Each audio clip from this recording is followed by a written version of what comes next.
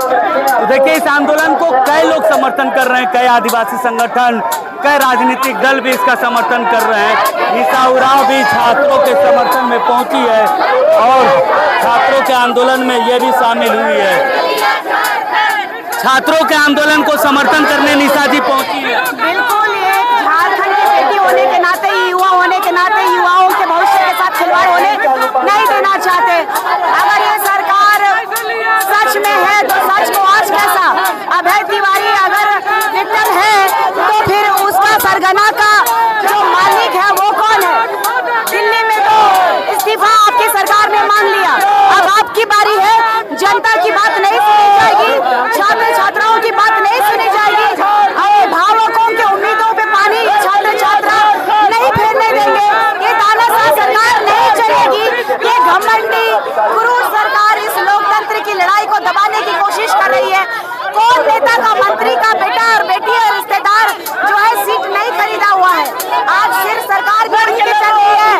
बाप मुख्यमंत्री, बेटा मुख्यमंत्री, पत्नी विधायक, भाई विधायक, वैसा ही नौकरी भी हमारे बच्चों का इनके रिश्तेदारों को बेचा जा रहा है। भंडा फूटने वाला है।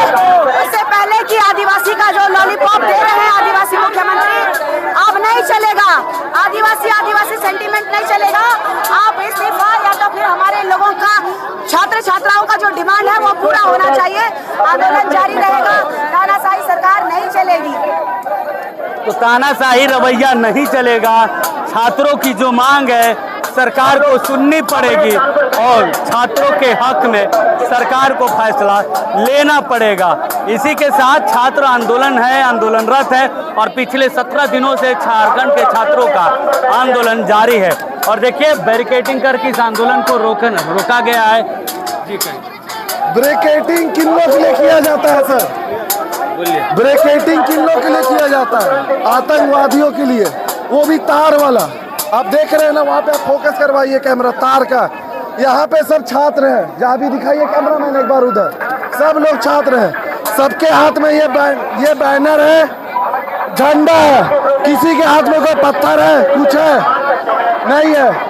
सरकार हम लोग से इतनी डरी हुई है, इतनी गलत काम कर चुकी है कि उनको तार लगाने का जरूरत पड़ रहा है। सरकार को अभी से भी समझना चाहिए कि सही काम करे ताकि छात्र को आवाज उठाना ना पड़े।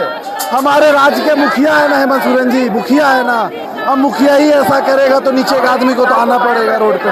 वही हो रहा है यहाँ पे। तो राज्य के मुखिया का जन्मदिन भी है।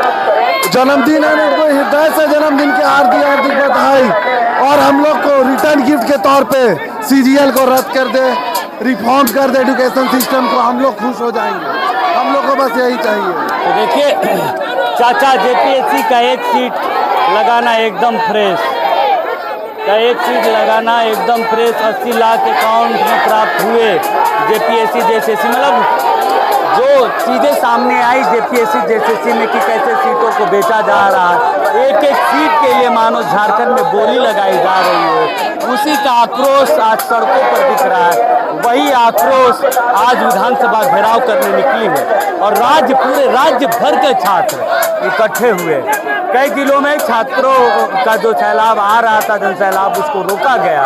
उसके बावजूद छात्र एकजुट होकर यहाँ रांची पहुँचे और रांची में विधानसभा घेराव करने के लिए जो है निकल पड़े हैं। हालांकि इनको विधानसभा के रास्ते में ही जो जगन्नाथ मंदिर है, भगवान जगन्नाथ मंदिर के सामने रोका गया है ताकि छात्र आगे ना बढ़ पाए। लेकिन बैरिकेडिंग पर चढ़कर छात्र अब भी प्रोटेस्ट कर रहे हैं अपनी मांगों को लेकर। देखिए अब व्यवस्था बदलेगा, पेपर लीक बंद करो, यानी कि पूरा रिफॉर्म जेपीएससी जेएसएससी को रिफॉर्म करने की लड़ाई है। तो ये आंदोलन सिर्फ भ्रष्टाचारियों को पकड़ने के लिए, परीक्षाएं रद्द करने के लिए नहीं, बल्कि व्यवस्था को रिफॉर्म करने की लड़ाई है।